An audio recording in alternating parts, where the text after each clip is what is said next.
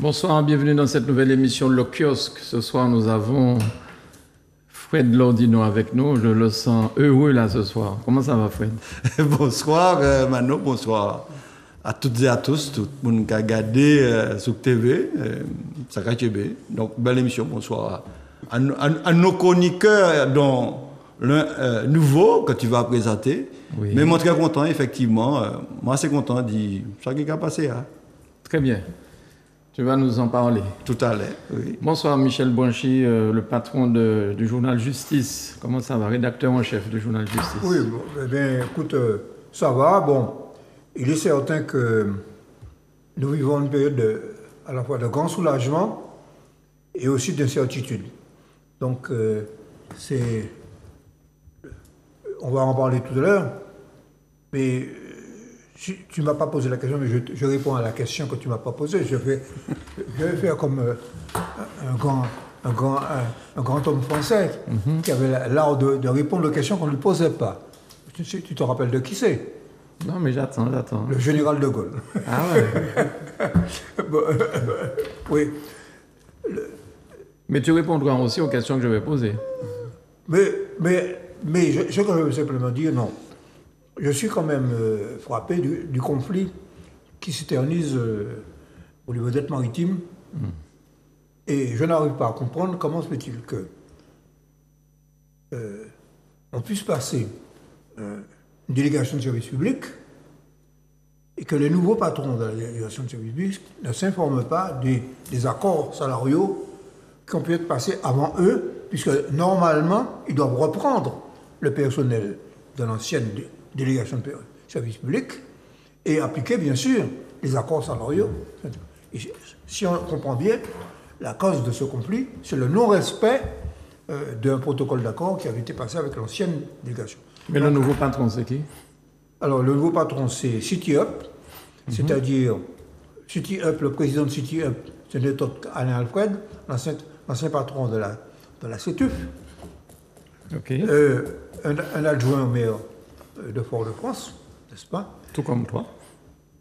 Non, je suis dans l'opposition. Et surtout, ce qui est grave, c'est que dans cette délégation de service public, il y a eu un genre d'appel d'offres, parce que c'est un peu le même mécanisme que pour les marchés publics.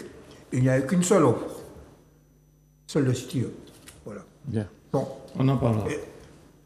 Comme dirait un grand acteur, bizarre, comme c'est bizarre. Nous avons avec nous ce soir M. Justin Daniel, professeur en sciences politiques. Bonsoir. Merci Bonsoir. beaucoup. Ça fait plaisir chaque fois que vous pouvez venir à Zouk Télévision nous éclairer. Plaisir Et ce soir, partagé. il y a beaucoup de choses à dire sur les élections. Merci beaucoup, professeur. C'est avec plaisir. Et nous avons Mme Delors avec nous aussi, avec beaucoup de plaisir. Bien, bonsoir. Merci beaucoup. Oui, bonsoir.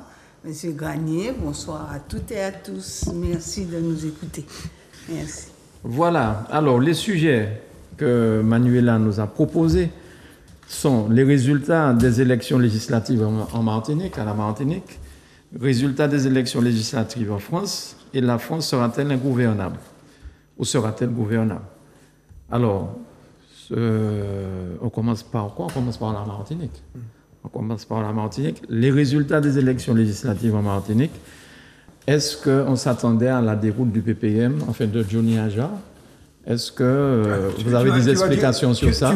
Tu vas directement au centre de la question. Alors, malgré tout, quand même, il faut quand même noter que d'une manière générale, quand même, contrairement à ce qu'on pourrait craindre, et à ce qui s'est passé d'ailleurs dans d'autres départements d'outre-mer, d'autres régions d'outre-mer, les Martiniquais ont repoussé le Front National. Bon. Ça, faut s'en féliciter. Autrement dit, les 4 députés qui ont été élus sont 4 députés qui se réclament du nouveau Front populaire. Mais ils avaient face à eux des gens du Front... Pas tous, un seul. Ah oui, c'était au premier tour, d'accord. Un seul. Le seul. Dans le sud. Le seul qui avait en face de lui quelqu'un du Rassemblement National, c'était dans le sud avec Nilon. Par conséquent, bon, ils ont été balayés. Bon, alors, faut pas nier que les graines de xénophobie et du racisme ont été plantées en Martinique et qu'elles peuvent donner des pousses, peut-être même des arbres. Et que ce n'est pas que les raisons qui ont amené la progression du Rassemblement national en France et ailleurs, dans d'autres pays européens, n'existent pas en Martinique. Bon, mais c'est ça. Bon, alors tu as posé la question, effectivement. Bon, on ne s'attendait pas, on va y revenir, on ne s'attendait pas à la défaite du PPM à Port-de-France. Effectivement, pour saluer la victoire de Béatrice Bellé. Bon, on ne peut pas oublier que Béatrice Bellé, pendant 2 ans et demi, a été chroniqueuse, ici à la place qu'occupe d'ailleurs Madame Delors. Tu vas m'attirer des ennemis, tu es en train de dire en fait que c'est de ma faute. Hein? Tu es en train de dire que c'est de ma faute en fait. Mais c'est ça même. Mais c'est ça même parce que parmi les facteurs, nous allons examiner ça. Oui. Parmi les facteurs de cette défaite, il y a quand même la notoriété acquise par la candidate. Bon, il y a d'autres facteurs. Il y a d'autres facteurs que nous allons analyser. Mais il y a quand même la notoriété. Ce n'était pas une candidate totalement inconnue.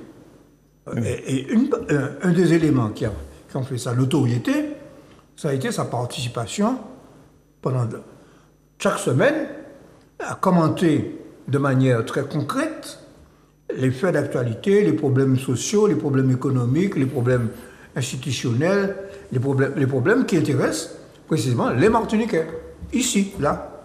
Bien. Madame Delors. Oui. Alors, je dois dire que ça fait partie de ma question d'actualité, que cette question de l'élection de Béatrice Bellé dans la circonscription 3 de Fort-de-France, selon moi, il faut la comprendre selon 3 facteurs. Le premier facteur, ce sont les rivalités internes au PPM. Ces rivalités internes au PPM ont été confirmées par Madame Jeannie Darcière dans un courrier où elle dit elle-même qu'il y a une minorité du comité directeur du PPM qui n'a pas fait campagne et qui n'a pas appelé à voter Denis Aja. Donc, c'est confirmé par ce courrier.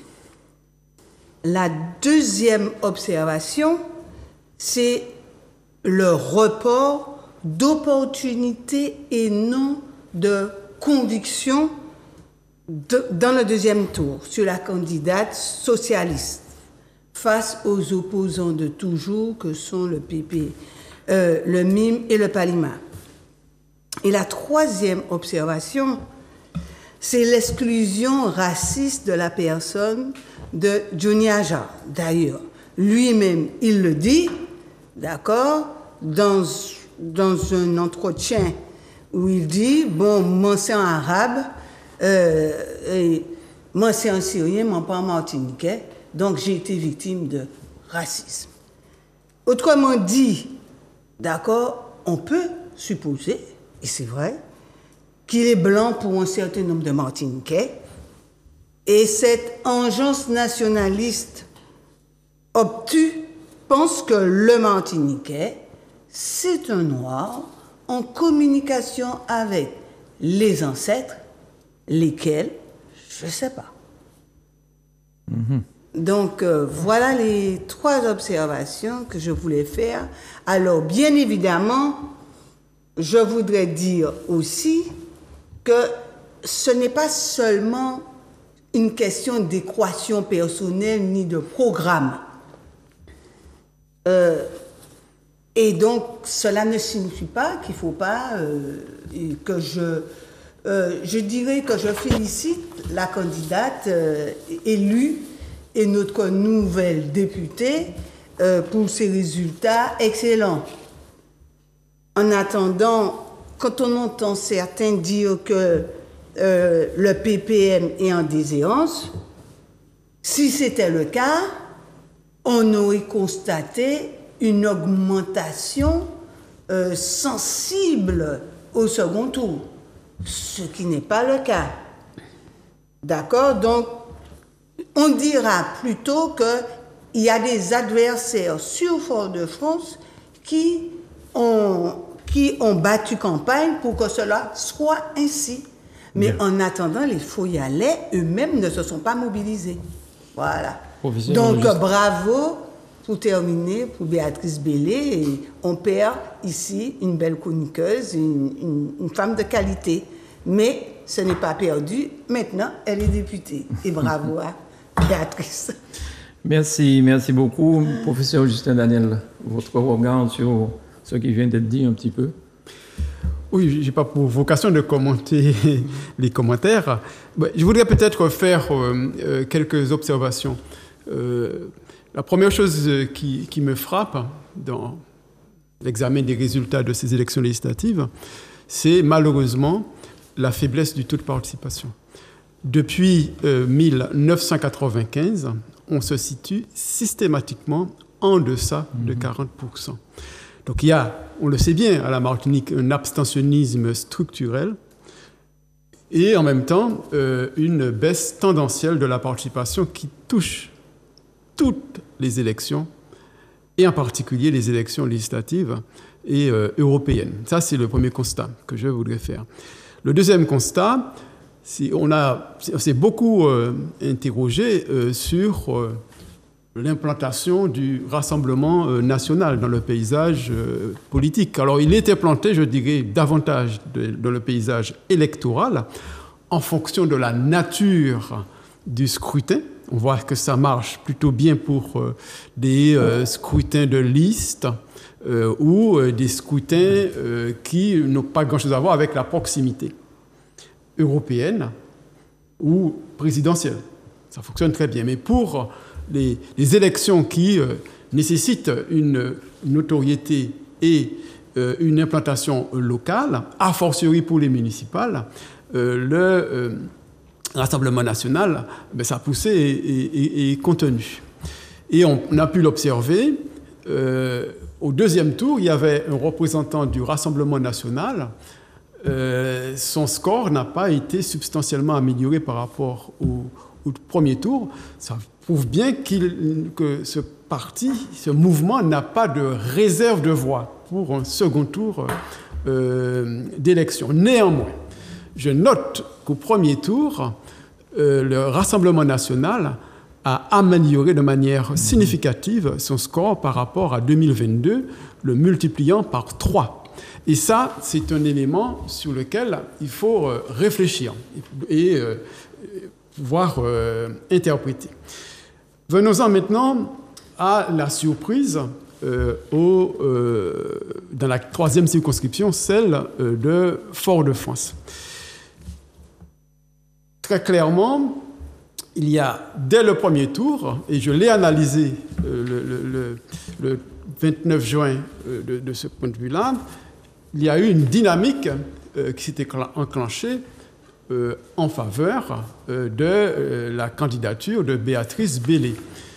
C'est vrai qu'il y a eu des appels de certains candidats à voter en sa faveur, mais je me suis même posé la question de savoir si elle n'aurait pas gagné, même sans ces voix. Pourquoi ? D'abord, parce qu'effectivement, Johnny Ajar a engagé cette campagne dans des conditions difficiles pour lui et défavorables.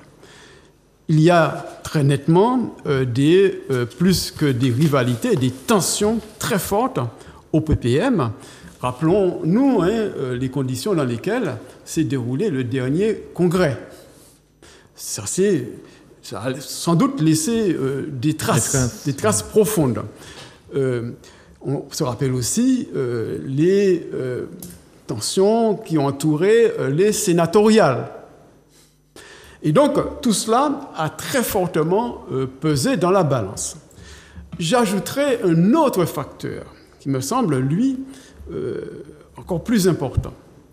Le PPM, aujourd'hui, fait partie d'une coalition, l'Alliance, qui a porté notamment son ancien président, Serge Letchimy, à la tête du conseil exécutif.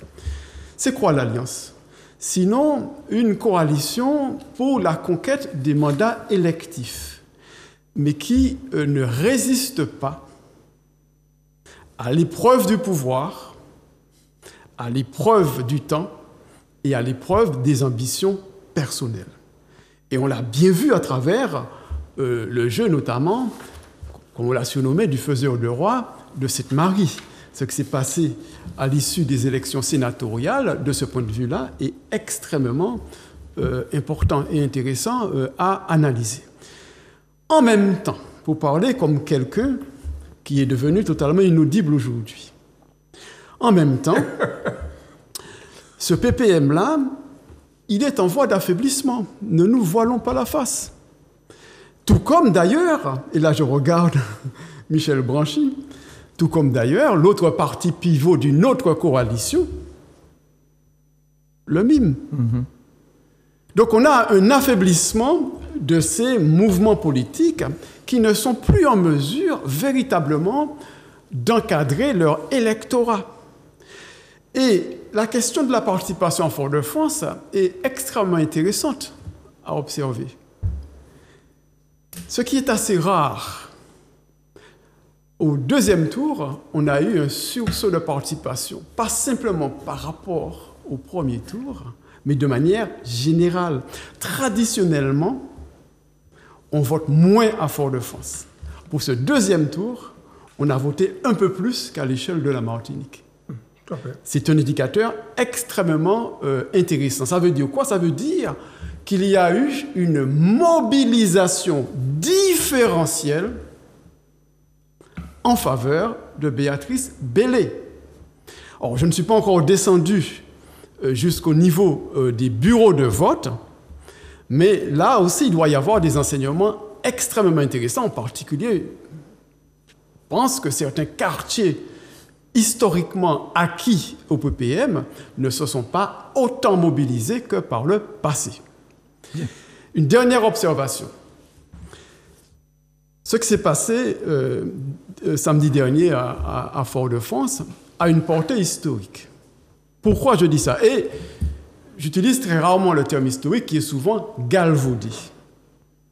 Je rappelle qu'Aimé Césaire a été porté à la tête de la mairie de Fort-de-France en 1945 et qu'il est resté maire jusqu'en 2001. Qu'il a été élu député également en 1945 et il a cédé son siège à Camille Darcier qu'il avait réquisitionné, je reprends ses propres termes, en 1993. Durant cette période, cette longue période, le PPM qui a concouru sous sa bannière à partir de 1958, d'ailleurs en battant Georges Gracian à Fort-de-France, a siégé à l'Assemblée nationale, a représenté la Martinique à l'Assemblée nationale sans discontinuer en dehors de la parenthèse 2002-2007. Et par conséquent, une brèche très importante a été ouverte dans la citadelle du PPM. Ça, je crois qu'il faut accepter de le regarder en face, avec des implications qui sont non moins importantes. Ça veut dire quoi?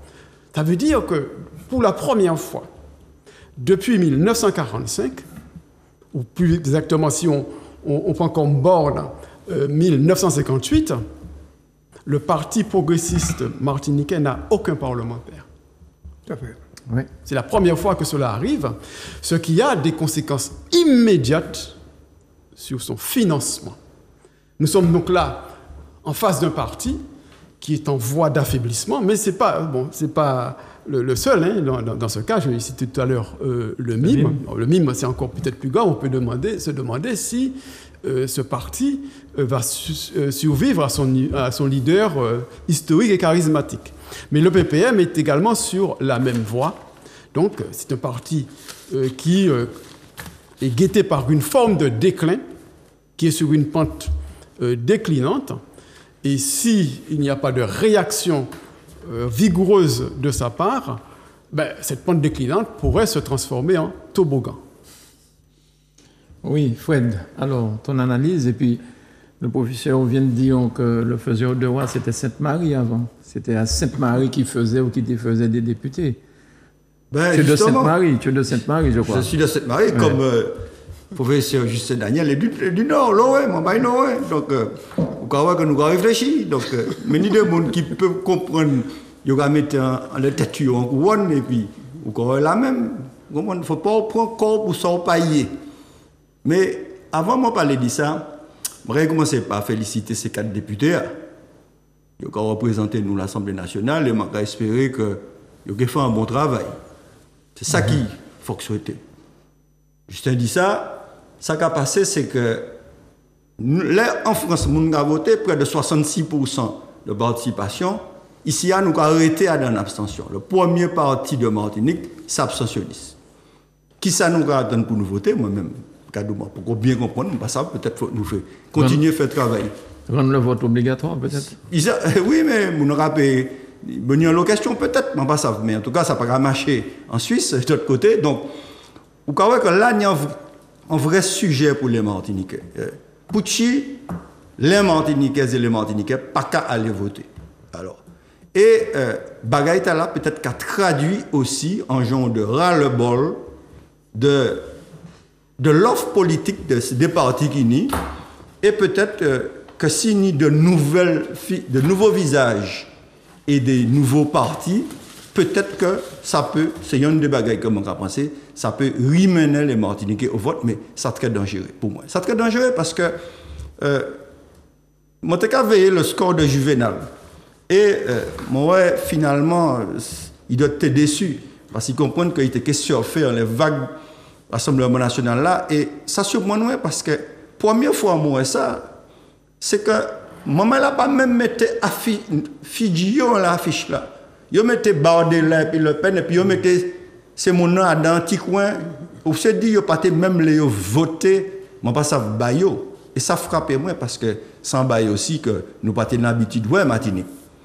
C'est-à-dire que et même ces autres partis là moi il marqué même les 2 députés mélenchonistes yo t'es qu'à parler beaucoup de mouvement Mélenchon mais yo pas tellement mettait parti en avant ainsi que mot d'ordre qui c'est le mot d'ordre de l'indépendance. Oh. Ah oui, mais sauf c'est-à-dire c'est en réalité. Donc, mon cadeau, mais quittez-moi. N'était pas l'ordre du jour, ça. Quittez-vous parler, vous quoi ça t'y concerné comme ça. Pourquoi faire comme mon plaisir? Oui, mais attendez. Mais oui, je fait comme mon plaisir, je fait comme Macron, je fait comme tout ça. Mais écoutez ça, je dis, il n'y a pas chaud. Et ça, je dis que le fait que maman là présent, qu'à mettre qui étiquette la France devant, ça a peut-être servi le Rassemblement national là qui a montré nous qu'il a progressé dans l'outre-mer.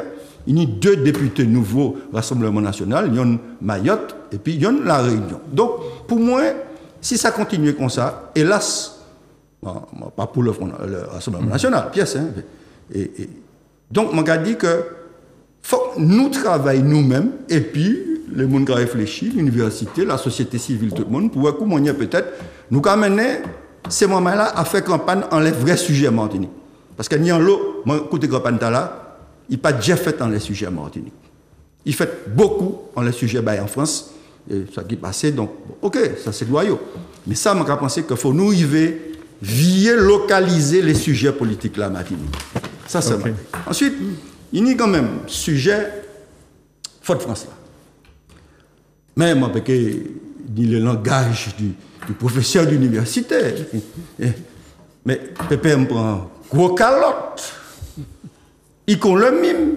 Il con le parti communiste. Michel Beguel qui dit ça, pas énervé là. Grand-papa, moi, t'es communiste. Moi, je change en temps les grands communistes, sévères, c'est Langration. C'est le monté Tibolon, monté connaître, t'es qu'à fréquenter famille, moi, cette Marie. Mais tout ça disparaît, Michel. Ce qu'a fait l'Assemblée, congrès, tu as dans la cabine téléphonique. Ah mais non, arrêtez. Donc, mais non, il ne faut pas. Je dis ça de manière bien sympathique ou pas. Ça m'a dit, c'est que les partis à bien sympathique, mais insultant. Attends. Les partis à disparaître. Et PPM là, pour moi, combien là, il en voie de disparition. Au PPM. Oui, mais PPM. Alors, justement, mon PPM, pour tu m'as parti PPM. Alors, comme vous le mettez débat, pour nous. PPM là, refusait débat démocratique là. Là, après défaite là en 2015, puisqu'on le moins parlé de ça, on va t'écouter parler de ça. il y a un groupe de militants et de dirigeants qui demandaient qu'il y ait un débat interne pour refonder le parti. Nous avons posé 3 problèmes. Problème de démocratie interne dans le parti. Qui est-ce qui prend les décisions et comment on peut appliquer ces décisions? Nous posons un deuxième problème, c'est le problème de la doctrine. Est-ce que faut que PPM participe ou pas à des gouvernements? Puisque jusqu'à maintenant, PPM dit qu'il ne va jamais aller au gouvernement. Ce qui fait nous perdre influence d'après moi. Et notamment, ni en bagaille qui est important dans les doctrines, non. C'est qui rapport ou ni et puis parti français. C'est pas jamais mettre quoi en bas bras parti socialiste là. Il toujours conservé un minimum d'autonomie. Et je constaté depuis l'élection, il y a c'est Hamon, c'est Valls, tout ça. Donc il y a un problème, deuxième problème, doctrine. Et un troisième problème, c'était le développement territorial parti. Comment nous avons diffusé. Et qui ça qui passait? Nous étions des espèces de frondeurs, et puis ses camarades. Ils ont convoqué nous, pour dire nous prenons position, Macron, parce que nous avons pensé que Marine Le Pen était au deuxième tour. Ils ont dit nous, ils ont suspendu. Et nous étions en matinée, la mairie Fort-de-France, un samedi matin, et qui a discuté, et puis Didier Laguerre, pour dire position nous. Ils ont dit nous, ils ont dit ça plus tard. Nous sommes et le lundi au soir, Johnny Ajar, qui est secrétaire général, qui a envoyé un mail à nous pour dire nous, autres suspendus. Et là, ce qui fait que... Suspendus ou exclus? Nous suspendus. Il va mettre nous deux. Il nous suspendus. Mais, et moi, je m'ai dit très clairement à Didier Laguerre, au dirigeant du parti a demandé moi d'être candidat à la présidence de l'Assemblée de Martinique face à Claude Lys. C'est Serge Letchimy qui m'a demandé ça dans la réunion. Il dit, Fed, c'est où qui est candidat? Mais moi, ça va être pour une défaite, puisque nous tenons la minorité. Mais là, on sont militants. Là, on va quoi ça, on va faire? On dit, je vais pour une défaite là, mais on va y donner moins. Et c'est ça qui passait, moi, je fais un discours là. Donc, là, moi, je dis ces messieurs, les messieurs, si je prends une décision contre moi, je vais partir. Et c'est ça qui fait. Moi, après, je vais quitté, je ne vais pas faire pièce. Parce que je n'ai pas respecté le statut parti. Mais bref, ça c'est pas aussi qui a montré comment depuis environ 10 ans, parti a pas levé, le PPM pas levé mettre en cause. Et là, il y a un vrai problème. Et ça qui arrive là à présent, c'est qu'il a payé les conséquences de division interne là, mais surtout d'un flou idéologique total. Et là, on est division plus idéologique parce que moi-même, je ne pas comprendre une décision PPM, de soutien ni l'or et puis Nado. Sauf si on passe en pacte la CTM. Parce que c'est pas que je ne parle des problèmes, les entreprises, retard de paiement des autorités de garantie, moi, il n'y a pas jamais parlé de ça. Pourtant, il y a assise là. Donc, ça qui a passé, c'est que PPM là, il y a un problème idéologique de fond. Et surtout, non, faut pas, je vais proposer Martinique analyse moins. Après, il a dit qu'il a pensé ça, il est, nous en démocratie. Et pour finir, il y a un phénomène qui, de fond pour moi, c'est le rejet de la personne du président du conseil exécutif. Ça, pour moi, c'est Johnny Ajar capable, à présent, conjoint de bouc émissaire, de fusible, rejet tellement fort dans la population que lui-même, il dit, ou c'est représentant président du conseil exécutif là, et bien justement, nous avons un message, nous avons un calotte pour porter le message là-bas, pour dire, ça qu'on fait pas bon. Et c'est ça qui a fait pour moi, qui a expliqué en grande partie, rejette à la Colombie. Et c'est intéressant parce que, il y a un professeur d'université, c'est monsieur Nicolas Sarkozy, qui discutait des circonscriptions, et puis des sections, et puis monsieur Serge Letchimy, et puis monsieur Alfred Barjani.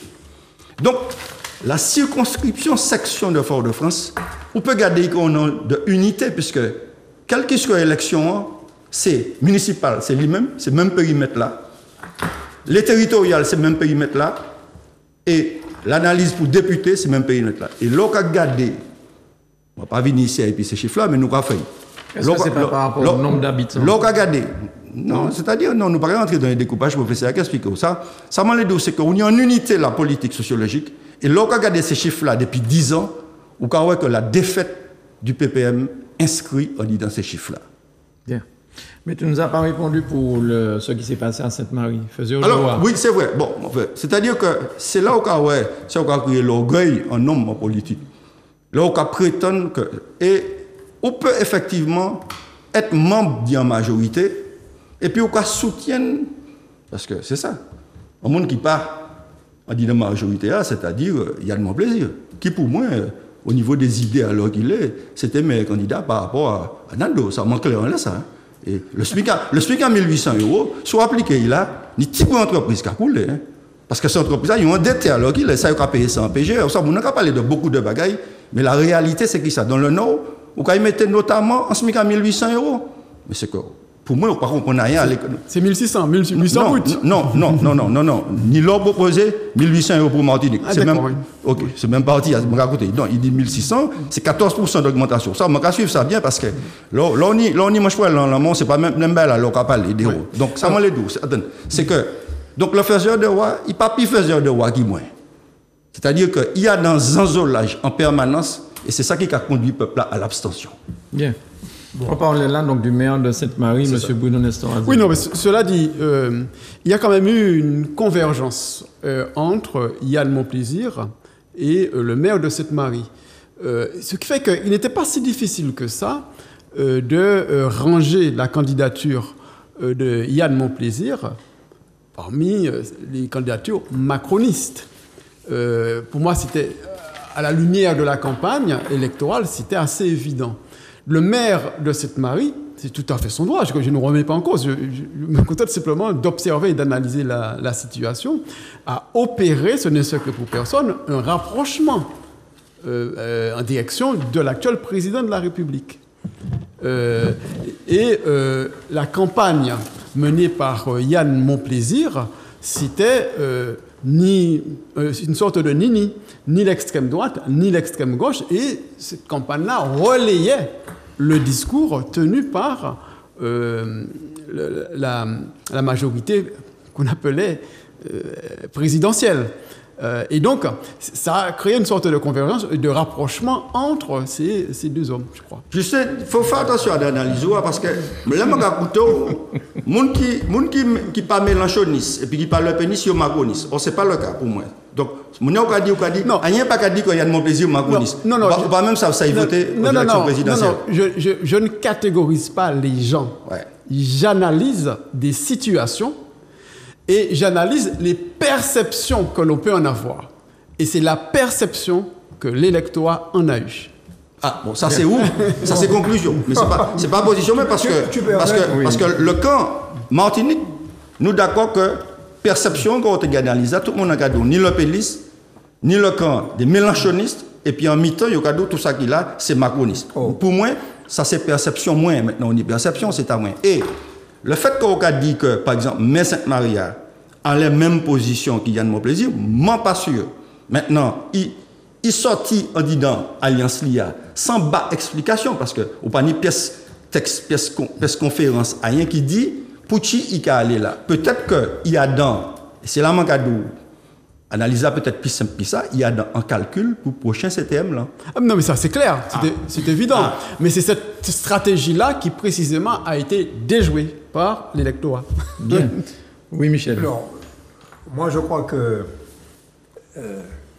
il faut raison garder. D'abord, j'observe qu'en ce qui concerne Fort-de-France, nous avons évoqué plusieurs hypothèses.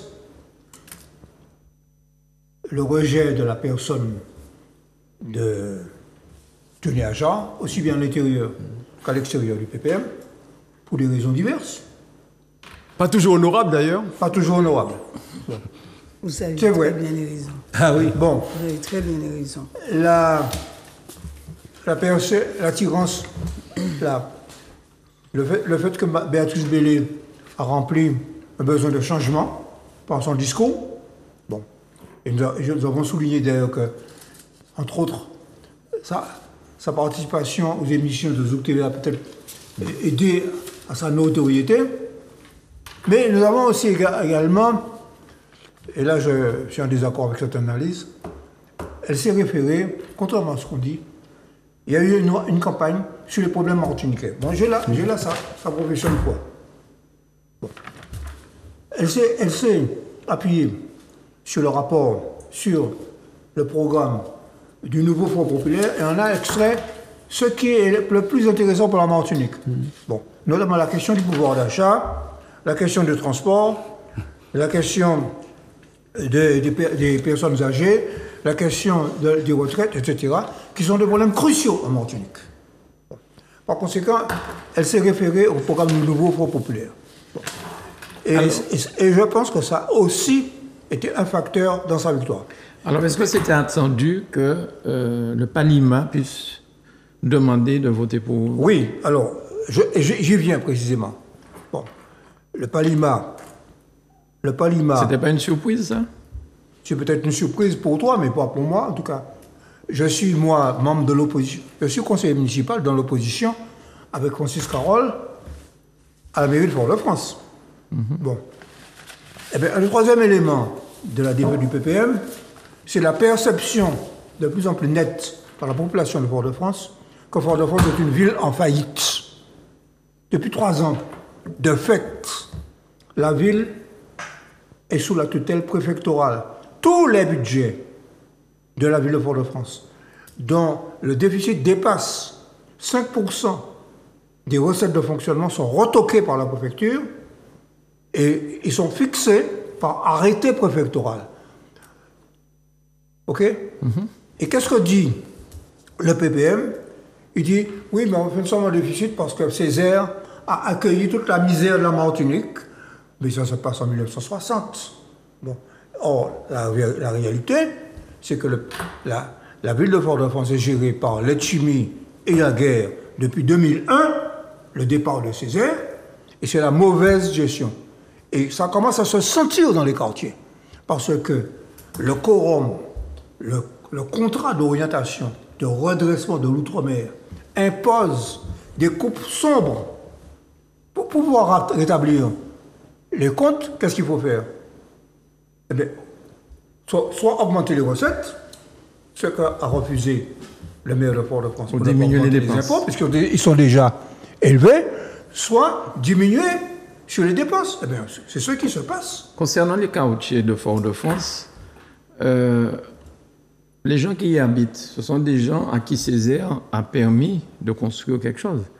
Mais pour la majorité de ces gens, ils ne sont plus là, ils sont morts.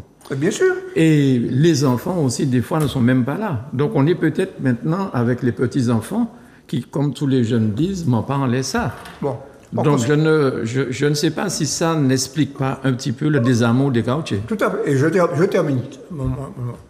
Tu m'as posé la question sur le Palima. Enfin, ce n'est pas le Palima. C'est une alliance de partis qui est dans l'opposition à Fort-de-France.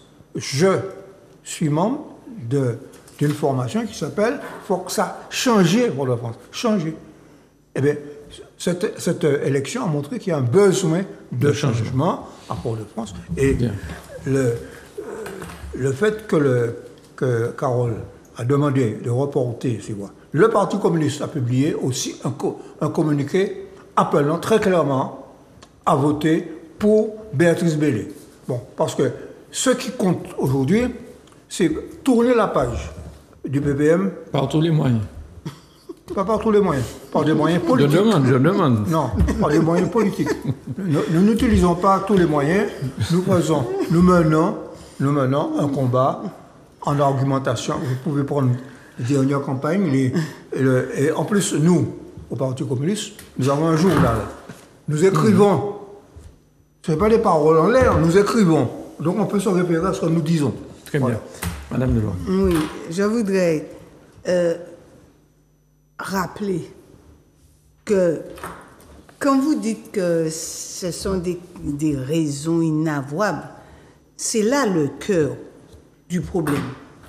Et tant qu'on ne va pas l'aborder, dans 10 ans, le Front National aura un élu en Martinique. Tous les duels, réunions, ça s'est fait avec un Front National. Guadeloupe, il y en avait. En Martinique, il n'y en avait qu'un. Pour ne pas mettre les problèmes sur la table, on préfère dire des raisons inavouables. une identité fermée, un nationalisme étroit, ça, c'est un ciment, c'est un aliment pour développer une question identitaire qui est close.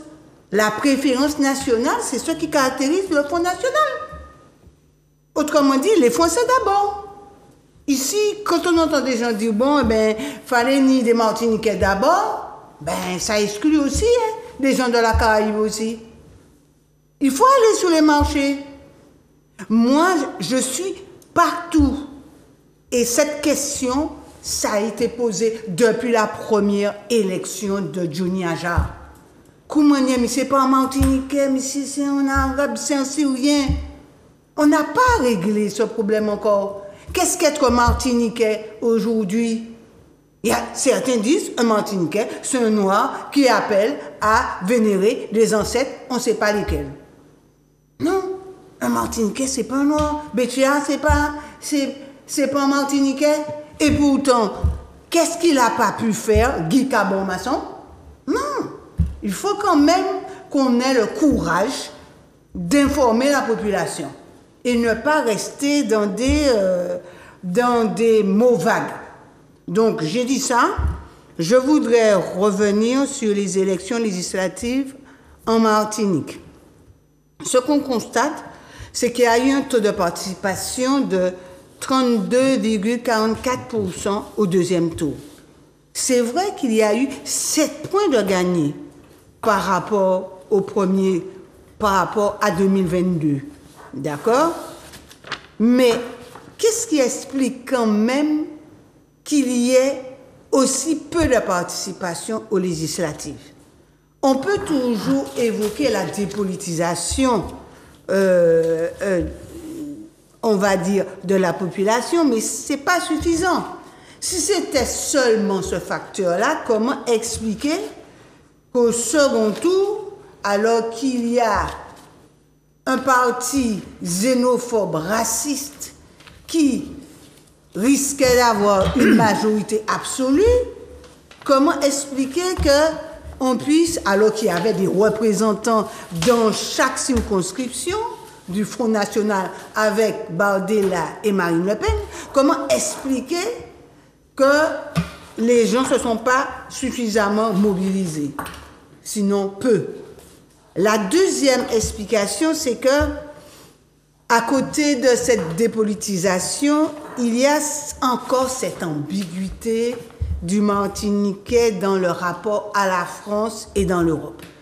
C'est vrai que on a voté pour la citoyenneté française dans la France, dans l'Europe, avec une identité culturelle forte, historique martiniquaise. Mais on n'assume pas encore cette question de la citoyenneté française. Et cette ambiguïté du rapport du Martiniquais à l'Europe s'explique aussi par le fait que très souvent, les enjeux ne sont pas suffisamment expliqués dans les mass médias. Parce que c'était quand même... Je prends les élections européennes. Il y a eu très peu de partis qui se sont investis. J'étais dans un bureau de vote, toute une journée, 49 votants. Pourtant, vous avez des Martiniquais qui envoient leurs enfants en Roumanie, en Espagne pour faire des études. Oui, au Portugal, c'est pas... Et il y a beaucoup d'étudiants qui voyagent en Europe. C'est pas à dire qu'on ne connaît pas l'Europe. Mais il y a cette ambiguïté. Il y a aussi le fait que la question du Front National, on croit que c'est pas une question martiniquaise. On pense que c'est une question française, etc. Mais en réalité, jusqu'à preuve du contraire, on n'est régi par un État français. On peut toujours tenter de croire autre chose, mais en réalité, il faut faire avec le réel. Aujourd'hui, on a intérêt à ce qu'un gouvernement puisse être trouvé par ceux qui sont arrivés en première position. C'est de notre intérêt. Donc, je comprends très mal aujourd'hui l'indifférence pratiquement des partis politiques et pour cet enjeu fondamental. Donc, je reviendrai sur cette dernière question, puisque ça fait partie de la France est-elle ingouvernable. Donc, je ne vais pas anticiper. Professeur, et puis sinon, on va passer en France. Oui, très rapidement, par conséquent, je voudrais revenir sur quelques points. D'abord, sur l'évolution de la sociologie électorale de Fort-de-France. Je pense que le constat, il est clair, effectivement. Il y a une distanciation progressive par rapport à la figure emblématique d'Aimé Césaire. Il ne faut pas se voiler la face. C'est un phénomène générationnel, quoi.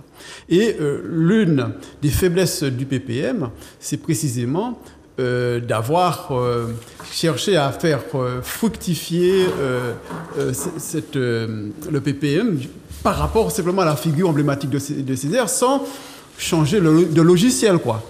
Donc ça, je crois que ça, c'est très intéressant, très important. Le deuxième point, c'est par rapport à ce qui vient d'être dit. C'est vrai qu'à la Martinique, mais ce n'est pas uniquement là aussi à la Martinique, on observe le même processus ailleurs et dans l'Hexagone, il y a un surinvestissement dans le champ politico-identitaire. Et cela peut conduire à tenir un langage qui a une sorte d'homologie structurale avec celui du Rassemblement national, préférence locale, au détriment parfois des Caribéens, que l'on appréhende de manière condescendante par ailleurs. Enfin, dernière observation concernant la participation et sa faiblesse. Il y a plusieurs facteurs explicatifs d'ordre sociologique et politique. Je vais très vite.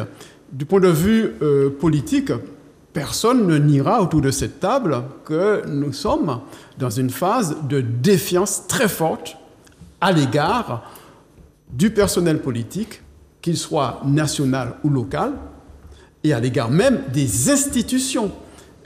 Aujourd'hui, je ne suis pas sûr que les Martiniquais considèrent la CTM comme étant pleinement légitime au regard de la façon dont cette structure a été investie par les élus eux-mêmes. Bon, ça c'est un vrai problème. Puis il y a un autre facteur politique non moins important, c'est l'affaiblissement des structures partisanes qui ne jouent plus leur rôle d'encadrement de l'électorat. Aujourd'hui, le paysage politique est très fragmenté, des partis politiques de plus en plus faibles et une multitude de mouvements organisés autour d'un leader. C'est ce à quoi on assiste. Et puis, bon, il y a bien évidemment des facteurs sociologiques. Et là, d'un certain point de vue, c'est la République française qui n'a pas toujours tenu ses promesses. Nous sommes quand même dans un territoire où il y a un taux extrêmement élevé de personnes vivant en deçà du seuil de pauvreté, des personnes en situation de vulnérabilité, de fragilité. La question sociale n'a pas été réglée dans ce pays. Or, on sait que plus les individus, en particulier des jeunes, sont dans des situations de difficultés sociales, moins ils participent. Plus ils ont tendance à tourner le dos au jeu politique, même s'ils sont capables d'investir d'autres champs d'activité. C'est ça qui est extraordinaire. On n'arrive pas aujourd'hui à canaliser une énergie qui est extraordinaire dans ce pays. On n'arrive pas à la canaliser pour développer la participation politique. Alors, Fred, sur les élections en France... Non, avant, peut-être qu'il faut nous arrêter, parce qu'il y a un débat essentiel qui dit, par tous ces chroniqueurs-là. Et l'enfermement dans la guerre identitaire, qui sait alors qu'il est la matrice du PPM, et puis du leader, Serge Letchimy, président du conseil exécutif. Il est en train d'y enfermer à l'encontre du discours de Césaire. Là, nous avons dit, chaque monde a opinion. La conception de l'identité développée par Aimé Césaire, ce n'est pas la conception là que le président du conseil exécutif là a développé. Il a fermé nous à dans un créole qui n'a pas qu'à passer. La population n'a pas qu'à adhérer. D'ailleurs, même juridiquement, ça a posé problème. Marie-Laure, on s'était posé ça, moi, allais vérifier aussi. Sous l'égalité, nous pouvons discuter de ça. Le fait qu'on a dit des agents prend des actes administratifs dans lesquels on peut utiliser en langue qui parle la langue officielle du pays. C'est considéré que vous mettez des préfets et puis des recteurs de l'Assemblée nationale. Et puis recteurs, préfet de l'Assemblée nationale, cadeau, fait des bails qui manifestement contraires à la Constitution. Qui statut fonctionnaire? Est-ce qu'il a fait ou bien il a dit, moi pas qu'à fait? Et ça, c'est un vrai problème. C'est un vrai problème. Le fait que on y tendance à que le PPM prend, qui, à mon avis, est mené à l'échec. Mais nous, ouais. Ensuite, il y a une deuxième remarque. Deuxième remarque, c'est sur le pseudo-courant nationaliste. Hein? Les révolutionnaires violences nègres, comme on dit, les faux RVN, qui a porté que Jean-Philippe Nilon, qui a incarné Martinique. Mais moi, pas comprendre nous. Ou pas dans le SMIC local, mais nous pouvons demander un SMIC local là, dans l'autonomie. Ou bien là. Ou pas non, ou demander un SMIC qui est supérieur à SMIC français à 1800 €. Mais est-ce qu'on sait que ça a coûté à l'employeur là environ 2800 à 2900 €? Est-ce qu'ils savent ça lui-même? Et c'est là que Baïta là aussi, ça a conduit à un genre d'ambiguïté, puisque c'est adversaire l'IA, en Martinique, un compatriote. Mais ça lui permet d'être élu. Oui, c'est ça. C'est que ça lui permet d'être élu en minorité, parce qu'il est capable de mettre des bagages qui sont irréalisables. Mais là, mon candidat à l'Assemblée nationale, M. Ouala-Rentri, là, je regarde des débats, il tournait ni là. Là, il parlait, il dit l'imposition, il dit nous dans 5 tranches d'imposition. C'est un infirmier libéral, il a géré une entreprise. Il dit, mais le nouveau Front populaire a mis 14 tranches d'imposition. C'est-à-dire que tout le monde qui est là, bon, monsieur est à la retraite. Mais même là, il a augmenté CSG en l'aine. Donc, tout le monde qui est là qui est payé plus l'impôt. Alors c'est ça qu'on a dit, attends, c'est ça qu'on a dit en Martinique, ou soi-disant nationalisme martiniquais, ou qu'on a pris une qui mesure qui a dans le programme français, et pour ne pas dire exactement qui sont les faits pour vraiment payer. Sans ça, on a dit que l'ANI en défiance ou ni raison, professeur, mais ni le fait aussi que pas un vrai projet politique martiniquais, que c'est mon qui a prétendu que nationalisme martiniquais, que a proposé par pays. La première question que tu as développée, professeur, il a raison, il a tort. Comment... Rappelle-moi ce que tu viens de dire, la toute première prise de parole. La guerre identitaire, c'est ça? Non, juste à l'instant. Les pseudo-nationalistes. Non, c'était pas ça. Mais bon, bref, c'est pas grave, j'ai oublié. Michel, sur les résultats de la France, comment analyser ça? Bon, écoute... Du point de vue de Michel Bouanchy, communiste, dont le secrétaire fédéral ou général a été balayé du premier tour. Bon. Monsieur Fabien Roussel. Je suis communiste martiniquais, au final. D'accord. Alors, d'ailleurs... non, c'est bien de le préciser. Qui est un observateur pointu de la vie politique martiniquaise, a bien noté qu'en 1958, il y a eu une rupture entre Césaire et le Parti communiste, et que par conséquent, il y a eu une élection, et Georges Gratien était le candidat du Parti communiste, et que Césaire l'a battu. OK? Bon. Donc, je suis membre du Parti communiste martiniquais. Il n'empêche. Alors, ça me permet quand même de clarifier un certain nombre de choses. Bon, la première chose qu'il faut dire, c'est que s'il y a un Parti communiste martiniquais, c'est parce que les communistes martiniquais, comme Césaire, se sont rendus compte que la Martinique, ce n'est pas la France. Il n'y a pas d'ambiguïté en ce qui nous concerne par rapport à la question de l'appartenance à la France et à l'Europe. Nous sommes différents. Nous sommes autonomistes, nous ne pouvons pas faire partie de la même République, mais être différents. Et nous voudrions que cette République soit la République des peuples d'outre-mer, comme la Constitution espagnole et la Constitution des peuples d'Espagne. Là, il faut que la République française supprime l'idée que la République est une et indivisible, mais qu'elle est la République des peuples d'outre-mer. La deuxième chose, c'est que nous ne sommes pas européens. Ça ne nous empêche pas d'être associés à l'Europe. Bon, par conséquent, il y a, je prends l'exemple de la Polynésie, la Nouvelle-Calédonie, sont associés à l'Europe.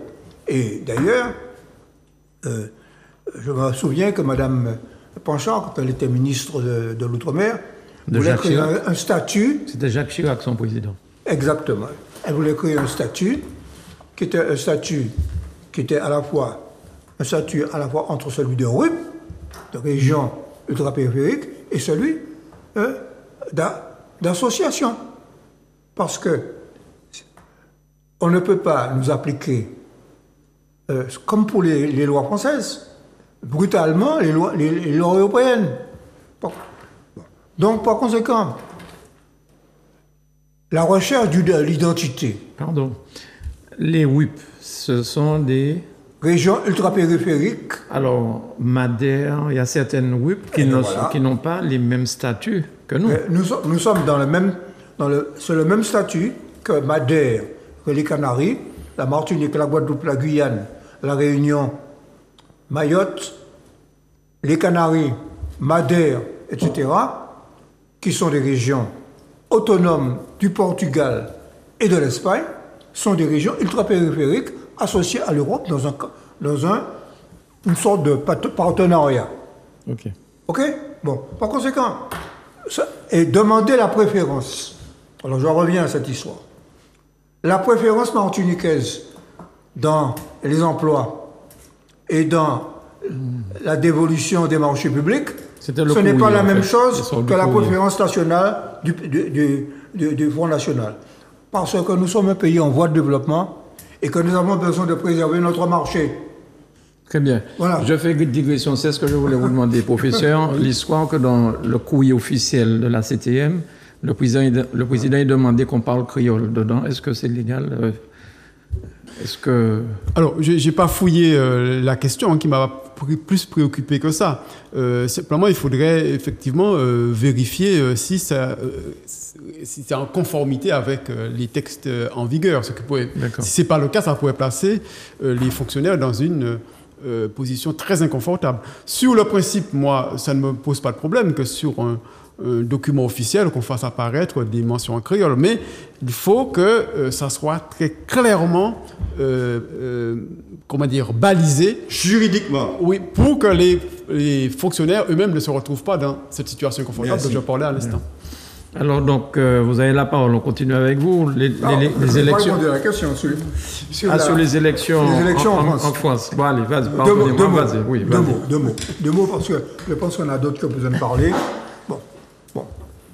Il faut se féliciter du fait que le nouveau Front populaire soit arrivé en tête, même s'il n'a pas gagné la majorité, et qu'il ait relégué le Rassemblement national en 3e position en nombre de députés. Bon, ça veut dire quoi? C'est ce que nous disions en aparté tout à l'heure, c'est qu'il y a eu une dynamique du nouveau Front populaire qui a débordé les partis. Bon, alors tu parlais du Parti communiste français. Oui, effectivement, le camarade Roussel a perdu les élections, mais il a bien... C'est tout le département qui a eu une vague Rassemblement national. Ça aurait été difficile que dans une seule circonscription, il puisse y avoir un îlot communiste dans un ensemble qui a été submergé par le Rassemblement national. Bon. Mais ceci dit, il faut se féliciter de cette percée. Ça veut dire qu'il y a en France, contrairement à ce que disent les nationalistes dont tu parlais, il y a en France un esprit démocratique. Il y a des démocrates, des gens qui refusent la xénophobie, le racisme. Et que par conséquent, en tant que communistes, nous devons nous appuyer sur les démocrates français pour pouvoir faire avancer le peuple martiniquais et ne pas considérer que, puisque ce sont les Blancs qui sont tous des racistes. Je ne partage pas ce point de vue, qui est un point de vue non pas nationaliste, mais un point de vue noiriste. Bien. Monsieur le professeur, après Madame Delors. Alors, s'agissant des élections législatives en France, comme tout le monde, j'ai été surpris des résultats. Je ne m'y attendais pas. Et j'étais habité même par une forme d'incrédulité quand je les ai découverts.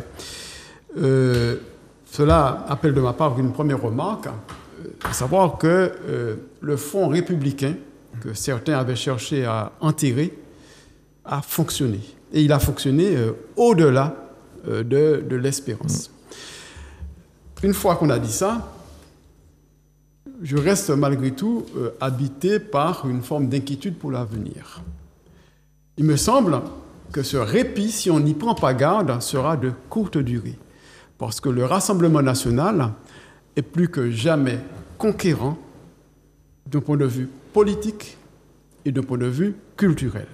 Sur le plan politique, il a augmenté sa représentation à l'Assemblée nationale, ce qui va se traduire par des ressources financières supplémentaires et qui ne sont pas négligeables. Sur le plan culturel, il exerce déjà une hégémonie parce que les idées du Rassemblement national ont pénétré toutes les couches de la population, y compris les couches intellectuelles. Et au-delà de ces couches, les partis politiques, parce qu'on a vu comment les différents mouvements qui se sont succédés à la tête de la République ont repris à leur compte certaines idées en allant jusqu'à les mettre en œuvre. Moi, je n'ai jamais compris pourquoi un président socialiste, François Hollande, a validé le principe de la déchéance de nationalité. Ça, c'est vraiment typiquement le type de mesure que propose l'extrême droite. Donc là, il y a ce répit, mais cela exige un esprit de responsabilité et beaucoup de vigilance de la part des acteurs politiques, de façon que la France ne tombe pas, à l'instar des autres démocraties européennes, dans les bras du populisme et de l'extrême droite. Donc du coup, est-ce qu'elle sera gouvernable avec Ça, c'est une autre question et elle est compliquée. Elle est compliquée parce que ces élections ont débouché sur une tripartition. Et aujourd'hui, aucune coalition n'existe, aucun mouvement politique ne peut prétendre exercer le pouvoir tout seul. Les trois mouvements Bloc. qui sont arrivés, qui se partagent donc les sièges, pour qu'ils puissent avoir la majorité, il leur faut plus de 100 sièges. C'est mathématiquement impossible. Ce qui veut dire qu'il faut, premièrement, que en France, qu'on s'approprie une sorte de culture de compromis. Et quand on parle de compromis en France, dans le mode de fonctionnement des institutions, on glisse rapidement vers compromission. Et ça fait peur à tout le monde. Or, compte tenu des circonstances, il faut absolument que les mouvements politiques puissent se mettre d'accord sur un ensemble de mesures. Ça ne sera pas le programme du nouveau Fonds populaire intégralement, ça n'est pas possible, puisque le nouveau Fonds populaire, même s'il a gagné dimanche, et je maintiens qu'il a gagné, il est arrivé en tête, reste minoritaire au sein de l'Assemblée. Donc, son programme, à tout le moins, peut servir de base pour des négociations de façon à dégager, ne serait-ce que dans l'espace de l'année qui vient, puisqu'on pourrait avoir une nouvelle dissolution en 2025, en juillet 2025, si on n'arrive pas à dégager une voie de sortie de cette crise-là.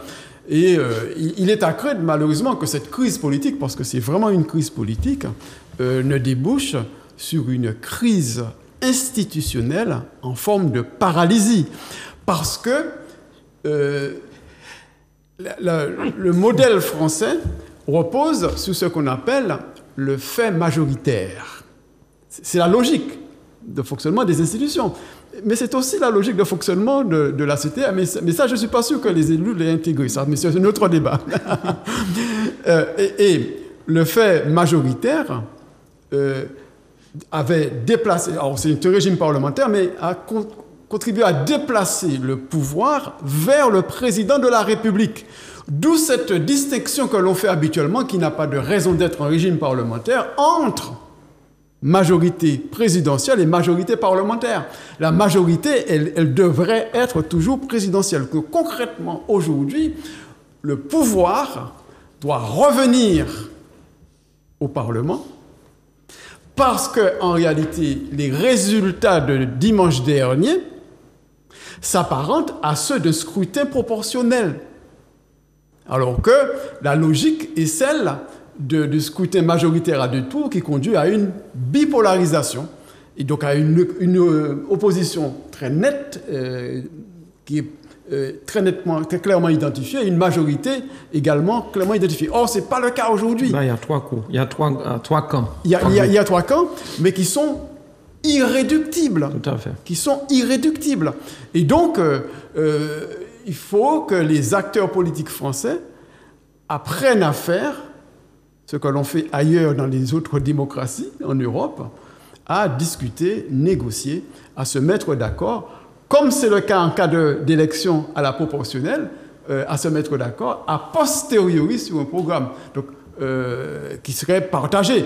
Je suis conscient qu'il s'agirait sans doute du plus petit dénominateur commun, compte tenu des différences, mais on n'a pas d'autre solution. Sinon, c'est la paralysie et, à terme, on va paver la voie pour le Rassemblement national en 2027. Professeur, quand le deuxième homme de l'État, à savoir le président du Sénat, dit que jamais ils ne vont pactiser avec les LFI, ni non plus le Rassemblement national, ils vont faire des motions de censure. Oui. Quand vous entendez ça, on voit bien qu'il n'y a pas de... Ça c'est des propos tactiques. Hein. J'ai même entendu des propos qui rappellent une fable de La Fontaine.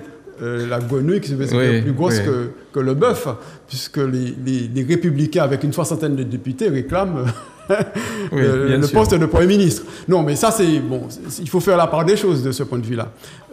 Mais effectivement, il y a une difficulté que vous soulevez, à savoir qu'un gouvernement qui sera minoritaire, eh bien, aura une épée de Damoclès, une motion de censure par une conjonction de contraires. Et ça n'est absolument pas productif. Et ce que j'ai entendu dès dimanche soir, notamment à 20h09, après la prise de parole de Jean-Luc Mélenchon, eh bien, c'est de ce point de vue-là très inquiétant. Très inquiétant. Bien. On continue. Merci beaucoup, Grégory, pour ce rappel. Alors, Madame Delors, concernant les résultats en France. Des élections législatives anticipées en France, la première observation, c'est que la dissolution voulue par le président Macron comme une voie de clarification se révèle être un échec. Donc, il s'est lourdement trompé. Et cette situation, loin de clarifier la situation en France, n'a que fracturé en 3 blocs. Le pays. Et deuxième observation, c'est qu'il faut féliciter toutes les forces qui ont lutté et qui ont fait reculer le racisme, la xénophobie décomplexée. Autrement dit, 210 et près des gens qui étaient en 3e position, 210 ont préféré désister. Il faut le saluer, c'est-à-dire qu'ils ont réfléchi en termes d'intérêt général. Mais la deuxième observation, on peut dire que c'est un répit. Et le défi, comme l'ont souligné certains journalistes, le défi, c'est que dans 2 ans, 3 ans, que ceux qui votent Front National n'aient plus besoin de le faire et n'aient plus envie de le faire. Et pour ce faire, il faut absolument aujourd'hui que le nouveau Front populaire puisse, non pas de façon péremptoire, comme dit Mélenchon, le programme, rien que le programme, sinon c'est un handicap, d'accord? Donc créer vraiment un nouveau espace de gouvernement. Et donc pour cela, il faut d'abord que le président Macron puisse dire « j'ai perdu ». Donc pour le moment, il est dans le déni de la réalité et laisser le Front populaire, le nouveau Front populaire, faire des propositions et donc se tenir à l'écart. Donc c'est une période compliquée, difficile, et donc il faudra faire appel à l'intelligence de chacun. Fred, sur ça. C'est le pari de l'intelligence, moi d'accord. Maintenant, il y a une réalité électorale qui passe. Moi, je suis parce que on trappe le résultat et puis en forme de soulagement. On a 4 grands journaux français qui ont les sondages. Le Figaro, Le Monde, Les Échos et puis Libération. Et puis dès qu'à la journée, là, il y a le matin, on est tout bas là. Donc il suffit, regardez pendant tous ces jours-là. Et tous ces sondages à Tekaba, Front National, là, soit majorité absolue, soit majorité relative. Et bien, ils ont trompé quoi, et ils n'ont pas déjà parlé de ça ces jours-là. Donc, moi, je suis content parce que on y qui en France, c'est une famille, moi, et moi, vive l'extrême droite, la montée de l'université, mon recherche était qu'à faire, là, il a distribué, l'arrivée le bon matin, puis là, c'est où n'est ganté, il n'y a pas aborder là, quoi, pour gagner le moins derrière. Là, on aller la corpo chercher, en tant que tenir ordinateur. Là, on aller chercher les polycopiers, puisque les cours là, ils étaient fait les papiers. Là, on arrive de ça dans l'association étudiante, il y a des paniques ou panique. Oh, les camarades métro Montaigne ou bien Cosca, mais il a demandé ou il va 10 euros, c'était fou, on va au venir, il doit pas arrêter, vivre la semaine prochaine. Donc, moi, vive lui. Et ça m'attire moins. Donc, c'est pour ça là, moi, pas pour les pièces. Donc, le moment que il n'y a pas arrivé ni résultat, mais il prend quand même 10 millions, 600 000 voix, près de 11 millions de voix, plus bon. C'est-à-dire qu'il y a un lot communiste ouvrier, un lot qui a voté à présent. Donc, le Rassemblement national a arrêté en partie qui, pour moi, est extrêmement dangereux. Mais, là, moi, je suis satisfait quand même, moi, l'existence de 3 blocs. Parce qu'on y a la main gauche, on y a la main droite, on y a la jambe gauche, en pied droit, mais tout en mi-temps. Hein. Il y a 100. Hein. Donc, et pour qui, nous toujours arrêtés dans le clivage droite-gauche. Et en ce stade, moi, c'est peut-être un Marie-Janice, puisque Martinique, c'est lui qui fait appel à la droite, puis un petit, après il y a de mon plaisir, et c'est ça, moi, je crois depuis que, moi, je participe, je dis, il faut nous, Martiniquais, il faut nous mettre comme nous en l'air un projet qui a dépassé le clivage droite-gauche. Donc, le président de la République, là, pour moi, là, parce qu'en septembre, on n'a pas de budget, on n'a pas en motion de censure. Et ça qui était plus drôle là, c'est que des députés mélenchonistes, comme Jean-Philippe Nilo, ils ont voté des motions de censure du Rassemblement national. Ils ont quitté Manché passé à 9 voix. Donc, il faut que sortir d'ambiguïté là. Ou qu'on fait comprendre que c'est toute bagaille. Et puis, vous-même, là, vous avez voté, et puis, l'Assemblée nationale. Donc là, il y a une clarification pour moi, puisque M. Ciotti, qui était cadeau, jamais moi, je peux aller au Front national, toutes ces boucles là, pour qu'il y ait collé, et puis c'est là. Donc, enseignement, c'est qu'il y a effectivement une situation qui est plus complexe, mais qui, pour moi, qui oblige le pari de l'intelligence. Les hommes politiques et les femmes politiques françaises, martiniquaises de toute la République d'y trouver un compromis à dans cette situation. Et c'est le grand pari. Mais il y a un problème.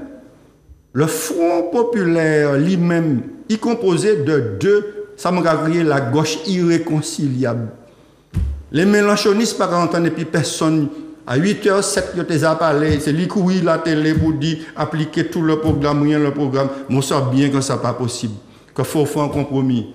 Et il n'y a pas qu'arriver à trouver un nom de monde. Comment il y a le président de la République l'a nommé en premier ministre si le groupe là qui prétend dire majoritaire, il n'y a pas qu'à voir non, bah mon nom. Et puis pour dire, parce qu'après, il faut composer un gouvernement. là, il désigne au Premier ministre, il faut dire qu'il y a les ministères. Or, il y a un grand conflit entre le Parti socialiste, alors qui a essayé, comment il a supplanté les mélanchonistes pour Pessani désigner fort ou bien en autre bout comme Premier ministre. Mais situation intéressante, parce que Marine Le Pen, quand même, il y a 53 députés, il dit comme ça qu'il a fait une motion de censure signée écologiste et puis mélanchoniste en disant gouvernement. Donc, il ouvre la porte pour dire, bon, moi-même, je suis l'arbitre, je vais dire, fais des autres, mais si vraiment vous avez fait des bagailles qui ne correspondent pas à ça, eh bien, nous allons sanctionner ça. Je pense que là, l'année matrice qu'on professeur Daniel Teka dit, c'est qu'à passer dans d'autres pays. Français, Martiniquais, nous pas picouillons qui d'autres, ça fait qu'en Allemagne, ça fait d'autre côté. Eh bien, on nous semble que nous, et puis qui ça qui peut faire que nous, ni un projet pour faire la France répondre aux grands défis du XXIe siècle. Michel?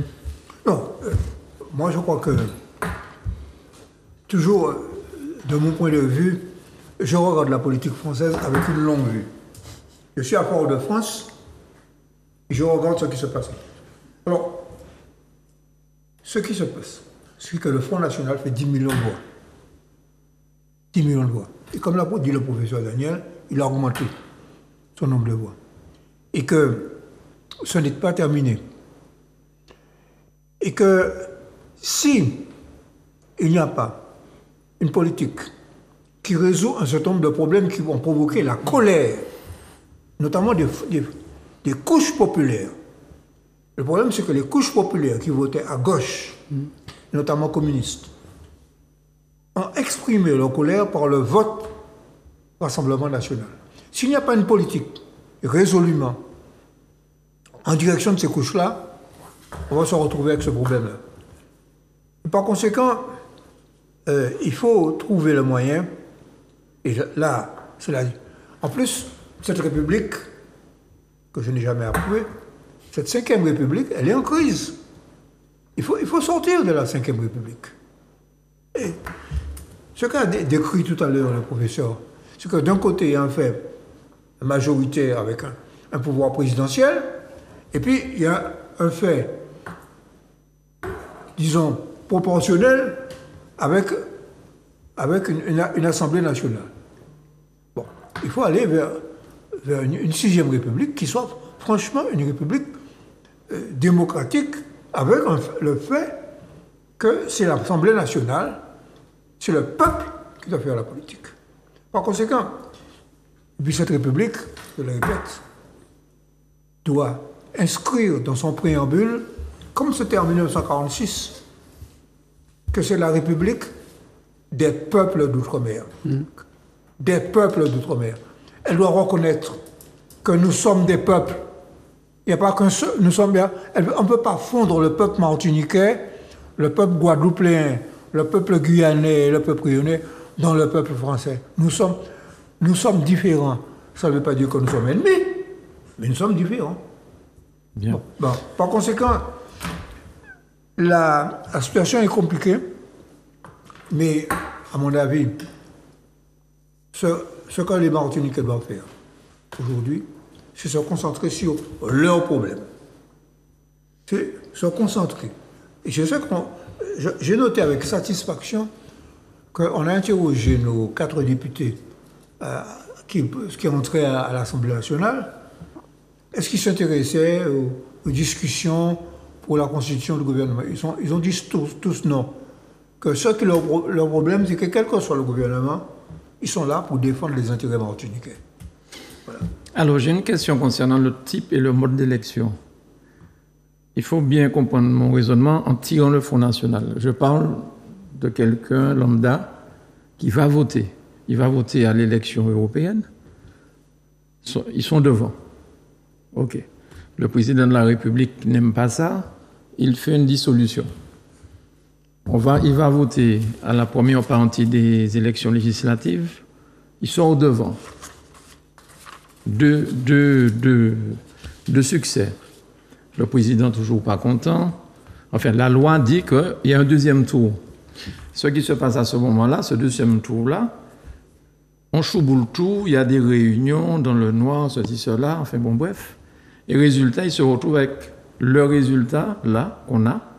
Quelqu'un qui était champion pour l'élection européenne, champion au premier tour de l'élection législative, il est pratiquement troisième, voire dernier. Oui, alors. Est-ce que si l'élection était un seul tour, est-ce qu'une chose comme ça aurait pu se faire? Comme l'élection européenne d'ailleurs, c'est un seul tour. Oui, mais il y a plusieurs types d'élections à un seul tour. Oui. Donc ça peut être un scrutin majoritaire à un seul tour. C'est exactement ce qui s'est passé parallèlement au Royaume-Uni. Et le parti qui arrive en tête rafle. A gagné. Ouais. Et on a un effet d'amplification sur la représentation. Donc le parti travailliste a eu près de 30% des voix, mais 60%, plus de 60% des sièges. Bon. Mais ça, ce n'est pas conforme du tout à la tradition française. Il y a une deuxième possibilité, c'est le scrutin proportionnel, les européennes. Mais le scrutin proportionnel ne permet pas de dégager nécessairement une majorité. C'est-à-dire que le Rassemblement national serait probablement arrivé en tête, mais n'aurait pas eu la majorité absolue. Et on se serait retrouvé dans la situation où nous sommes aujourd'hui. Sauf que les institutions de la République fonctionnent selon la logique majoritaire. C'est-à-dire que le gouvernement procède du Parlement et ne peut pas fonctionner, ne peut pas être mis en place s'il n'a pas une majorité acquise au Parlement. Et donc, certains plaident en faveur de scrutin proportionnel, puisqu'on a les effets du proportionnel avec le scrutin majoritaire. Ce serait une bonne idée à mon avis, sauf que il y a une difficulté, c'est que l'élection du président de la République se fait au scrutin majoritaire et le président de la République, dans la logique institutionnelle, a besoin d'une majorité. C'est pour ça qu'on a institué sous la Ve République cette distinction entre majorité parlementaire et majorité présidentielle. Alors que si on était strictement dans un régime parlementaire, on parlerait de régime parlementaire. Alors comment concilier les deux choses? Scrutin majoritaire pour la présidence de la République et scrutin proportionnel pour les élections parlementaires. Donc c'est un débat, c'est un vrai débat. C'est un débat. Et pour le moment, il n'y a pas de solution. Dans l'immédiat, on va avoir une première échéance à franchir, celle du 18 et peut-être du 20 juillet prochain. Pourquoi je dis ça? Parce que le président de la République, alors on dit qu'il a refusé. En fait, il a différé la date de prise d'effet de la démission de Gabriel Attal. Ce qui permet au gouvernement de fonctionner en conservant toutes ses prérogatives. Toutes ses prérogatives, autrement dit, le gouvernement peut continuer à prendre des décrets, nommer des hauts fonctionnaires, parce que le gouvernement Attal ne se contente pas de gérer les affaires courantes, puisque la prise d'effet a été différée. Ouais. Le 18 juillet, l'Assemblée nationale se réunit de plein droit. Donc pas besoin de convocation, puisque c'est ce que prévoit la Constitution. Si le gouvernement Attal reste en place, il est susceptible d'être censuré. Et avec prise d'effet le 20 juillet. Donc une motion de censure pourrait être déposée dès le 18 juillet. Et ça, le gouvernement Attal tombe. Et à ce moment-là, il serait obligé de s'en tenir à la gestion des affaires courantes. Et pourtant, il y a des échéances extrêmement importantes. Je parle devant un financier, à la loi de finances. La loi de finances. C'est en général, tout simplement. C'est en général dans cette période qu'on demande à chacun des ministères d'envoyer en gros un projet pour la loi de finances. Et c'est en septembre que le Premier ministre fait la fusion de toutes ces propositions pour faire une première épure de la loi de finances de l'année suivante. Mais c'est même avant cela. Hein. En fait, les échanges interministériels, ça commence dès le mois de mars, hein, pour la préparation de la loi de finances. Tout à fait. Et en réalité, l'examen commence le 2 octobre au Parlement. Ouais. le 2 octobre. Et là, on est en quête de gouvernement. Alors, pour terminer sur une note un peu humoristique, souvent, les Français racontent des histoires à propos des Belges. Ah ouais. Eh bien là, les Belges qui sont restés plus d'1 an sans gouvernement pourront raconter une histoire française. Alors, ceci dit, je vais ajouter un point un peu négatif. Par contre, la France est sous le coup d'abord d'une injonction de l'Europe de retourner dans les 3%, le déficit 3% du PIB. Bon, il a déjà été, sa note a été ramenée par Moody's, et il y a une autre agence financière qui, bien dans les 15 jours qui viennent, doit prendre une décision qui va aussi ramener la note de finances de la France très bas. Donc, quel que soit le gouvernement, même le gouvernement de la France, du nouveau populaire, sauf à sortir de la Banque Centrale Européenne et de sortir de l'euro. C'est pas possible. C'est pas possible. En tout cas, sera obligé de respecter ça. Alors, je voudrais...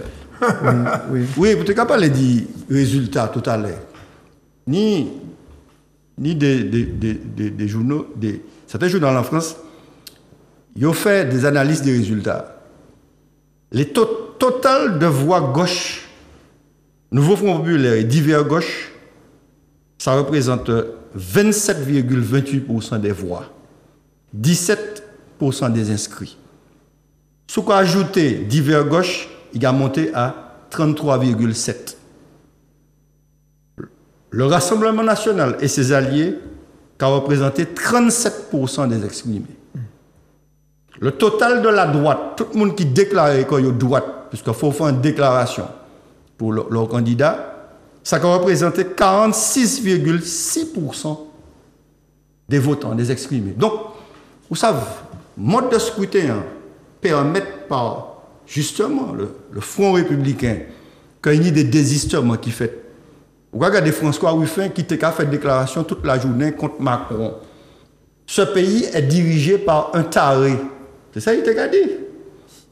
Mais c'est les macronistes qui surveillent, hein, là, donc, c'est vrai dans l'autre sens aussi. Ben justement, donc c'est pour montrer mais justement, faut que l'ivage, tout le monde a dit, gauche-droite, etc., la nation en danger, eh bien, on a dépassé ce clivage-là. Et en ce sens-là, je pense que c'est faut que la France continue la politique là. Il faut arrêter de faire mon quoi ou que prendre des mesures qui sont impossibles. Il faut que la France économise 25 milliards d'euros dans le prochain budget à venir.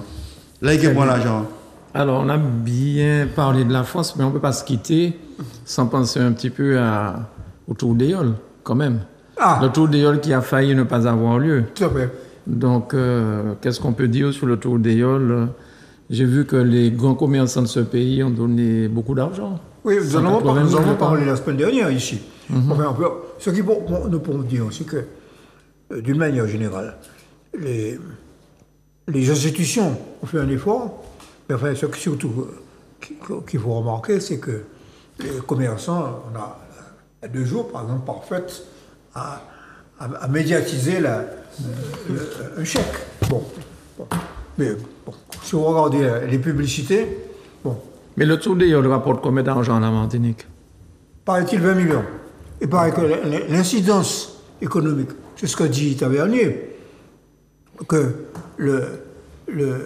l'incidence économique du Tour d'Éole, c'est 20 millions. Donc, c'est pour ça que vous voyez des grandes publicités sur, par exemple, la bière Lorraine. Donc, et puis sur d'autres, des queues de crevettes, etc., etc. Pourquoi? Parce que ceux qui ont donné se disent qu'il y aura un retour sur investissement. Voilà, c'est ça.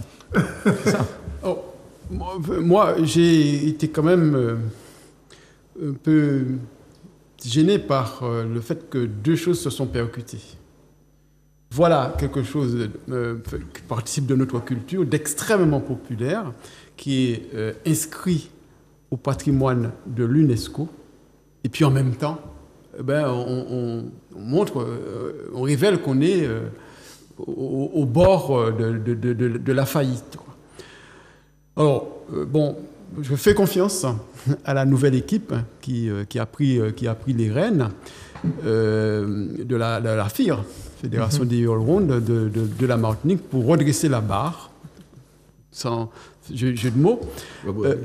Mais cela veut dire qu'il faut absolument qu'on se mette autour d'une table à la Martinique, pas simplement pour sauver le tour des Yoles, mais pour imaginer un nouveau modèle économique. J'ai vu que quand vous avez posé la question à Michel Blanchet, il a quand même un peu hésité avant de dire 20 millions d'euros, quoi. Donc, mais il faut vraiment qu'on ait quelque chose de précis, qu'on sache effectivement où est-ce qu'on va, de façon à pérenniser cette Tout à fait. culture qui nous est...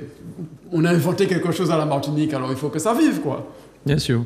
Et surtout qu'une ou 2 semaines avant, il y a eu la flamme olympique qui est passée. Tout à fait. Et ça a coûté, je crois, 180 000 euros. 280 000. Mais 280 000. Oui, il me semble que ce chiffre-là. Mais quand même, quand il taquine l'ancien président CESM là, Justin Daniel qui est là, c'était aussi l'occasion pour le CESM d'y peut-être faire en analyse de ce que le tourisme culturel qu'a rapporté Martinique, parce que Chifta là, moi, pas avant les qui a reposé, donc je vais attendre si vous aussi un monde qui a dit comment il a quantifié ça, parce que pour moi ça peut être plus. La question c'est que peut-être que nous parler ouais approche économique là, et c'est là que je dit, moi fait proposition au pâté là, c'était Charles Chamas qui était animé, structuration bah il a une étude juridique à faire, je dit Justin ça, d'après petite connaissance moins, je nous peut faire un groupement d'intérêt public qui n'est l'État en Didain, qui n'est la CTM en Didain, et puis les communes qui les participent. Groupement d'intérêt public là, il peut joindre COI, et puis un groupement d'intérêt économique formé principalement par le privé et les yoleurs, et ils ont mettre COI ensemble pour il y a un financement qui établit chaque année. Et je pense même que Barrette la paix prend fonds européens pour faire formation dans l'AIOL et pour accompagner aussi ces équipages-là, c'est-à-dire pour faire toutes des formations en mer, mesures de sauvetage, peut-être même pour qu'ils peut-être acheter bateau, mais que nous utilisions l'ensemble des possibilités que les fonds européens et que ce cadre actuel-là permettent nous d'y faire. C'est-à-dire que nous pouvons faire travail, l'ingénierie, intelligence nous, plutôt que d'y rester là. Et je vais répéter ça, m'a dit, ça n'est pas normal qu'une collectivité qui prend 3 ans pour verser des aides qu'il peut mettre. Ça n'est pas normal. Ça n'est pas normal qu'il n'ait pas qu'à examiner ces dossiers en temps. C'est-à-dire, tout d'ailleurs, il faut que les bords dossiers ou ça vous en calendrier, ben la contraint. C'est pas d'autres monde qui sont responsables, sinon, monde qui a géré la collectivité. Bien. Madame Lelot, sur le tour des Yoles, un petit mot? Oui, un petit mot. Il faut souligner que beaucoup de Martiniquais ont participé à ces cagnottes. Oui. Il faut le souligner, hein, dans tous les supermarchés, on a demandé 2 euros ou bien multiplié par 10. Donc, il faut saluer l'engagement des Martiniquais. Et la deuxième observation, c'est que si pour une activité aussi grandiose, on a autant de difficultés à trouver et à boucler un budget, parce que ça fait quand même plusieurs années que ça dure. Et je veux saluer la présidente qui a mis en œuvre tout pour faire fonctionner et puis avoir ce tour des Yoles. Donc si, pour une très grande manifestation comme ça, on a des difficultés à sanctuariser un budget, il ne faut pas oublier les petites associations sportives. Moi, je vous dis vraiment, elles sont dans le rouge, ces associations sportives. Les nageurs, parce que je suis en contact avec certaines associations sportives, les enfants viennent vendre des gâteaux, etc. Et moi, je me dis qu'il y a quelque chose à faire, vraiment. C'est-à-dire qu'on voit l'arbre, mais il y a la forêt de dizaines d'associations, de bénévoles qui encadre nos jeunes sportivement, culturellement, etc. Donc, il y a une véritable réflexion à mener sur le bénévolat et aussi sur le financement de ces associations. Donc, voilà ce que j'avais à dire. Merci beaucoup, monsieur. Non, Ça va? Il y a là un réservoir d'énergie et d'engagement. On parlait tout à l'heure que souvent les gens ne s'engagent pas dans la politique, mais ils s'engagent dans ces secteurs-là. Bon, je peux te le dire, bon, moi, j'ai été président de la Ligue de karaté quand même, et puis je suis toujours membre de la... je suis membre de la Ligue. Bon, je peux te dire que... Et en plus, c'est une Ligue qui n'a pas de recettes. Donc, autrement dit, elle dépend en grande partie de nos efforts de trouver des sponsors. Quand nous envoyons une équipe combattre en France ou en Belgique, bon, eh bien, il faut faire appel aux sponsors. Bon, donc, ce que dit Marie-Laurent est très important. Or, tous ces jeunes qui font du karaté et du judo, nous les sortons de la drogue. Ah ouais, c'est sûr. Nous les sortons de la drogue. Donc, et puis on leur donne aussi des valeurs que vous connaissez. Les valeurs martiales, le respect, le courage, l'honneur, etc., qui sont aussi des valeurs dont les Martiniquais ont besoin. J'ai une pensée pour M. Nardi, avec qui j'ai en même temps que lui, j'ai fait mon service militaire. Oui, on était au service militaire ensemble. Ah ouais. Enfin, non, c'était à la fois...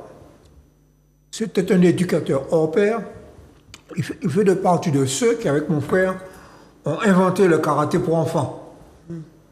C'est-à-dire qu'on enseignait le karaté un peu à la japonaise. C'est-à-dire que 12 ans, 13 ans, 14 ans, au Japon, tu as le droit de porter le sabre à 14, 15 ans. Eh bien, on a cassé ça et on a enseigné le karaté à partir de 5, 6 ans. Et il était passionné.